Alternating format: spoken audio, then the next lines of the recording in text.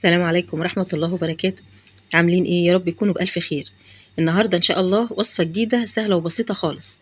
هنفرز البتنجان الرومي. البتنجان الرومي بيتفرز عادي جدا زي البتنجان العروس بتاع المحشي. هنفرزه بأسهل طريقة هيقعد معاكي أطول وقت ممكن انت عاوزاه. هنفرزه بطريقتين، يعني لوجبتين مختلفين عن بعض. وجبة لصواني اللحمة المفرومة والبشاميل، ووجبة للمسقعة. هنعمله من غير ما يشرب زيت منك خالص، وصفة حلوة جدا هتعجبك إن شاء الله. نسمي الله ونصلي على رسول الله صلى الله عليه وسلم، وتعالوا نشوف وصفتنا النهاردة.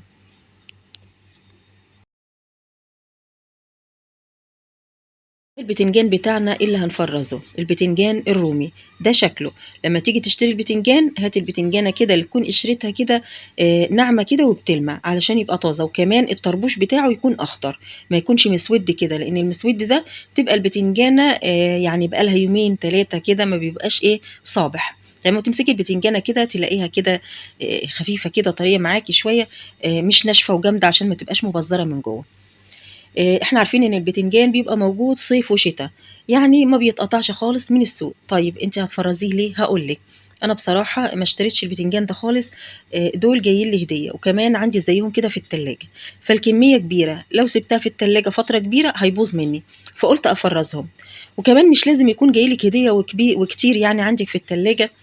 لو بتشتغلي مثلا وما عندكيش وقت انك تقعدي تقلي وتعملي بتنجان ولا صواني بتنجان وكده، فممكن يوم اجازتك تجيبي البتنجان اللي انت عاوزاه وتجهزيه وتحطيه في الفريزر. هيبقى جاهز عندك، ما تحبي تعمليه او تعملي مسقعه او صينيه بتنجان. يعني هيوفر معاكي وقت ومجهود. هتطلعي على طول وتحطي في الصلصه، او ترصي على طول في الصينيه. ويا سلام بقى لو انت عامله الصلصه بتاعته كمان جنبه. هتطلعي الصلصه، هتحطيها على البوتاجاز تفك، وبعد كده هتحطي فيها البتنجان على طول، وتبقى الوصفة بقت سهلة خالص وبسيطة معاكي. تعالوا بقى نشوف هنعمل ايه. بشيل القمع الاخضر بتاع البتنجانة زي ما انتوا شايفين كده. وبعد ما بخلص باخدهم بقى وبغسلهم كويس جدا، لان القمع ده بيبقى تحته رمل. يعني انا مش هغسل البتنجان بالقمع وخلاص واكتفي على كده، لا. انا بغسله، يعني انا بسيبه من غير غسيل، وبعد كده بشيل القمع، وبعد كده باخده اشطفه كويس جدا تحت الحنفية. وبعد كده باجيبه وهنبتدي نقشر فيه ونقطعه. والبتنجان مش يعني بيختصر على المسقعة بس أو صواني البتنجان باللحمة المفرومة والبشاميل. لأ، بنعمل كمان منه بابا غنوج. فأنا دول هاعملهم صواني يعني لصينية البتنجان باللحمة، وهاعمل منهم كمان للمسقعة. أما اللي عندي بقى زيهم في التلاجة، دول بس هاطلعهم في وقت تاني وهاعمل بابا غنوج، وبرضه هافرّزه في الفريزر. تمام؟ فرزيه بالطريقة دي وإن شاء الله يعني مش هيجرى له حاجة خالص، مهما قعد عندِك في الفريزر هتطلّعيه هتحسّي كده إنِّك لسه عاملاه على طول. زي ما أنتم شايفين كده، بعد ما غسلت البتنجان جِبته وابتديت أقشّره زي ما أنتم شايفين أهو. بس أنا ما باقشّروش كُلّه، يعني باقشّره كده حاجات بسيطة كده من الجناب زي ما أنتم شايفين كده، لإن القشرة دي بيبقى فيها فوايد كتير، فأنا مش عايزة أخسرها كُلّها. وكمان بتدّيني كده شكل حلو للوصفة لو في البتنجان أو في المسقعة. لو حابة تقشّريه كلّه ما فيش مشكلة براحتك، بس أنا باقول لِك يعني الأفضل إنِّك تحتفظي بنسبة من القشور بتاعة البتنجان دي. باقطّعه شرايح متوسطة، لا هي عريضة أوي ولا هي رفيّعة أوي، لإن الرفيّعة هتتحرق منِّك في الزيت، ومش هتعرفي تمسكيها وهتلاقيها كده بتتهري في إيدِك. ولو سميكة أوي هتشرب منِّك زيت، فخلّيها وسط زي ما أنتم شايفين كده. ولو القطعة عريضة، يعني الحلقة المدوّرة دي عريضة أوي، ممكن تقسميها نُصّين زي ما أنا باعمل كده، أو تسيبيها عريضة ما فيش مشكلة خالص زي ما أنتِ حابة. وممكن تقطّعي البتنجان بالطول، بطول البتنجانة كده، ما بتبقاش مدوّرة، بتبقى طويلة كده زي المستطيل. فاللي حاباه اعمليه ما فيش مشكلة. أنا قطّعت نُص البتنجان مدوّر كده زي ما أنتم شايفين، يعني خدت حوالي 3 بتنجانات كده كبار وقطّعتهم مدوّر زي كده، وقطّعت الواحدة 2 لإن حسّيتها كبيرة شوية. ده بقى علشان هاستخدمه مع اللحمة المفرومة، يعني هاعمل منّه صينية بتنجان باللحمة المفرومة والبشاميل. فالتقطيعة بتاعته بتكون غير تقطيعة المسقعة، بتبقى يعني مدوّرة كده زي ما أنتم شايفين، أو بالطول، ما فيش مشكلة. وجبت طبق حطيت فيه البتنجان اللي هعمله صينية، اللي هو البتنجان المدور ده، حطيته في طبق لوحده.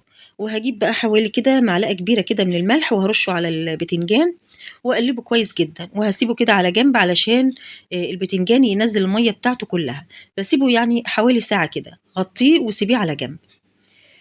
ونكمل بقى باقي البتنجان بتاعنا دول بقى اللي انا هعملهم للمسقعة. بقشره برضو، بقشر بتنجان بنفس الطريقة زي ما انتوا شايفين كده. ما بقشروش كله، وبعد كده بقطعه، ودي طريقة تانية لتقطيع البتنجان. بقطعه كده نصين بالطول، وكل نص بقطعه شريحتين او 3 على حسب ايه ما انت عاوزة، او على حسب البتنجانة اللي قدامك كبيرة ولا صغيرة، او النص كبير ولا صغير، او على حسب المكعب انت عايزاه قد ايه بتاع البتنجان. وبقطعها كده مكعبات بالشكل ده اهو، زي ما انتوا شايفينها، هي تلاقيها صغيرة قوي ولا كبيرة قوي. ده بقى علشان المسقعة. وبكمل بقى باقي البتنجان بالطريقة دي. بعد كده بحطه في طبق لوحده، وبرش عليه حوالي كده معلقة ونص من الملح. يعني الملح هنا اكتر شوية، علشان كمية البتنجان هنا اكتر من كمية البتنجان اللي احنا عملناها لصينية البتنجان. برش الملح وبعد كده بقلبه كويس جدا. الملح هنا فايدته علشان ينزل المية بتاعته. المية دي لو فضلت في البتنجان هيشرب زيت كتير. كنت عاوزة اقول لكم بس ان في ناس بتشتكي ان البتنجان بيسود معاها وعاوزة حل. هو مفيش حل قطعي يعني، هو البتنجان لازم هيسود شوية علشان الحديد اللي فيه. البتنجان غني جدا بالحديد، لو البتنجان مغمقش معاكي يبقى مفهوش حديد، او الحديد بتاعه قليل جدا جدا. فلازم البتنجان كده كده لازم هيغمق شوية. والملح فايدته انه بيخلي البتنجان ينزل ميته، وكمان بيمنع شوية أكسدة البتنجان انه يغمق قوي. وده البتنجان بعد ما سيبته حوالي ساعة، بصوا المية بتاعته عاملة ازاي، شكلها ايه. نزل مية كتير جدا. طبعا مدة ان انت تسيبي البتنجان كل ما طولتي عليه شوية كل ما نزل كل المية اللي جواه. كده اعرفي بقى ان البتنجان مش هيشرب معاكي زيت خالص. كمان لونه زي ما انتوا شايفين اهو مغمقش قوي، يعني لونه حلو اهو، ما اسودش ولا حاجه، وده طبعا بسبب الملح اللي احنا حطيناه. هاخد بقى البتنجان اصفيه من الميه بتاعته دي، وبعد كده هشطفه، وبعد كده هحطه في مصفى علشان يصفي الميه، يصفي ميه الشطف يعني. هنا بقى انا حطيت طاسه على النار فيها حوالي كده كوبايه الا ربع زيت. سبتهم لما يسخنوا، وبعدين اعرف انهم يسخنوا ازاي. بختبر الزيت كده بشويه ميه، بنطرهم كده، بيكون يعني ايدي مبلوله كده، وبنطر الميه على الزيت. لو لقيتيه غلى كده وعمل طرطشه كده وفقاعات، يبقى كده هو سخن جدا. بنزل بقى بالبتنجان واحده واحده علشان الزيت ما يلسعنيش. طبعا انت لو حطيتي البتنجان في زيت بارد هيشرب زيت كتير، فلازم ينزل على زيت سخن. باحطه بقى وباستنى عليه لغاية لما ياخد لون كده من تحت، وباروح قلباه على الناحية التانية. عاوزة اقول لكم ان انا حاطة طاسة تانية على العين الكبيرة، عين البوتاجاز الكبيرة التانية، علشان يعني انجز في الوقت كده لان الكمية كبيرة، وطاسة واحدة بصراحة مش هتنجز معايا خالص. طلعت البتنجان بعد ما اخد لون من الجنبين اهو زي ما انتوا شايفين، وبنزل بالرصة اللي بعد كده. شايفين الرصة اللي طلعتها مش شاربة زيت خالص ازاي ولا حاجة. البتنجانة ناشفة قدامكم اهي، ما فيهاش زيت خالص. و... ودي بقى الرصة التانية. لونت هقلبها وهسيبها كده حوالي دقيقة كمان، يعني عشان تلون من الجنب التاني. وبعد كده بصفيها كويس من الزيت وبخرجها. هكمل انا بقى باقي قلية البتنجان. يعني كلنا بنعرف نقلي البتنجان، مش لازم يعني اقليه كله قدامكم، كلنا شاطرين وبنعرف نقليه. هكمل انا وهرجع لكم تاني. وده البتنجان بتاعنا كله بعد ما قليته، لونه جميل ومش شارب زيت خالص زي ما انتوا شايفين اهو. الكوبايه الا ربع زيت اللي انا كنت حطاها له اتبقى منها شويه في الطاسه. هنخلي بقى صينيه البتنجان دي على جنب، ونحضر العلب اللي هنخزن فيها، تكون نظيفه وناشفه. العلب دي كانت عندي بجيب فيها حاجات، وبعد كده بغسلها وبحتفظ بيها لما بحتاجها. هرص بقى البتنجان في العلب، والبتنجان يكون نوعا ما بارد او يعني بارد تماما. برصه بالشكل ده في العلبة زي ما حضراتكم كده شايفين، برصهم فوق بعض رصة حلوة كده. ولما تيجي تطلعيه علشان الوصفة بتاعتك بتطلعيه وبتسيبيه لما يفك من التلج شوية، وبعد كده تبدأي تستخدميه عادي جدا. ده لصينية البتنجان باللحمة المفرومة. لازم يفك علشان تعرفي طبعا تمسكي البتنجانة وتخرجيها وتحطيها في الصينية بتاعتك. وزي ما انتوا شايفين البتنجان مش شارب زيت خالص. خلاص كده رصيت اول علبة، ودي هستخدمها لصينية بتنجان باللحمة المفرومة والبشاميل. مش هغطيها خالص دلوقتي لان البتنجان بتاعي لسه سخن، هسيبها لما تبرد تماما.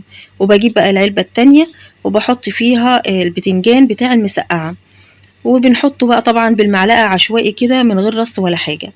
ولما بتيجي تستخدميه بتخرجيه من الفريزر وتسيبيه كده يفك شوية، وبعد كده بتحطيه في الصلصة، او ممكن تخرجيه من الفريزر على الصلصة على طول. تقدري كمان تقلي شوية فلفل وتحطيه كده جنبه في العلبة علشان تطلعي منه على الصلصة على طول، ولا تقلي بقى فلفل ولا بتنجان ولا حاجة خالص، تبقى الحاجة كده جاهزة عندك في الفريزر. ويا سلام كده كمان لو خزنتي بقى شوية صلصة كده للمسقعة وحطيتيها جنبه، يبقى انت بتطلعي عندك الوجبة جاهزة. بتطلعي الصلصة بتحطيها على بوتاجاز تفك، وبعد كده بتسقطي فيها البتنجان وتقلبي فيها شوية كده وخلاص، وتاخد غلوتين وخلاص.